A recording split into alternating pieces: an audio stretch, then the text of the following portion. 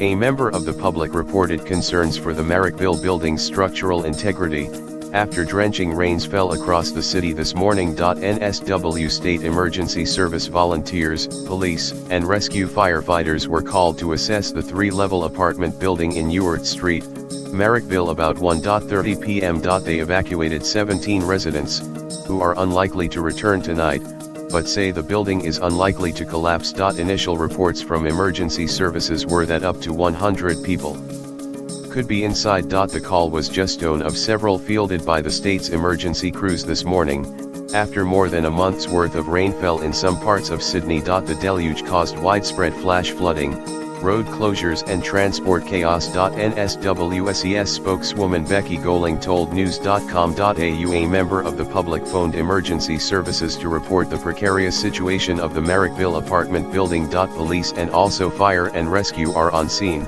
assessing situation to see how serious it is, she said. They are trying to determine whether this building will collapse into a water hole behind building. SES crews were called throughout the morning to rescue motorists from flood waters and repair damaged homes. There were 13 calls for rescue, mainly in the city's inner west, which copped the worst of the rainfall, and a further 140 to damaged homes. Among them was a home in Tennyson Point, also in Sydney's inner west, where the front part of a home collapsed. The deluge also caused extensive delays across the public transport network, with bus, train, and light rail services all impacted. Inner west buses were delayed by up to an hour at the peak of the flooding, and some roads across the city remain closed or gridlocked as rains continue to fall. The Weather Bureau is forecasting the rain to continue falling throughout the day and into tomorrow. A severe thunderstorm warning was issued just before midday but cancelled an hour later. There remains in place a thunderstorm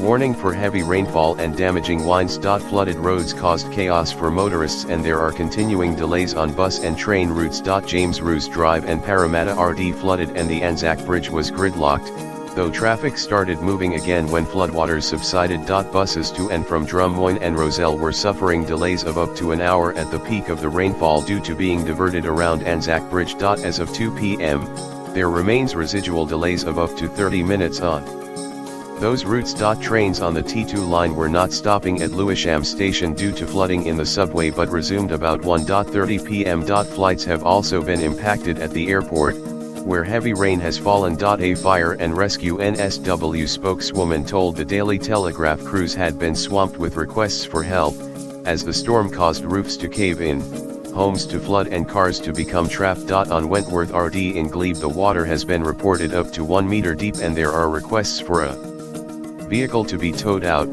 the spokeswoman said. We urge people to stay away from flood waters and not risk their safety by trying to drive through flood waters or walk through them. The city, the inner west and the east are copping the worst of the rain. Nearly 50 millimeters has fallen at the city's Observatory Hill meteorological site since 9 a.m, while the airport has had 26 mm. Nearby Canterbury has had 46.6 mm. Flight delays, diversions and cancellations are expected at Sydney Airport. The Bureau of Meteorology issued a severe thunderstorm warning just before noon, saying the bad weather is likely to hit the city's far west by 12:25 p.m. and Parramatta, Sydney Airport, Sydney Olympic Park and Penrith just before 1 p.m. Bureau of Meteorology forecaster Mohammed Nabi said more heavy rain is expected throughout the day and into tomorrow.